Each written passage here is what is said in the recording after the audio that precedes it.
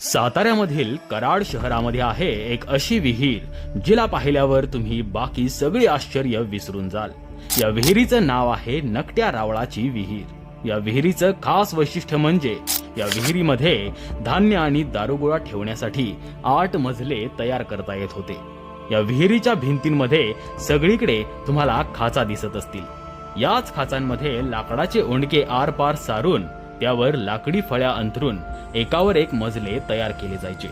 उन्हाळ्यामध्ये राजघराण्यातील लोक थंड हवेसाठी इथं येत असत। विहिरीतले पाणी गरम हवा थंड करत असत आणि थंड हवा संपूर्ण विहिरीमध्ये पसरत असत। या व्यतिरिक्त जर कधी किल्ल्याला वेढा पडला तर या विहिरीमध्ये धान्य आणि दारुगोळा लपवून ठेवला जायचा। कराड मधल्या या विहिरीबद्दल कोणाला माहित नसेल तर हा व्हिडिओ त्याला नक्की शेअर करा।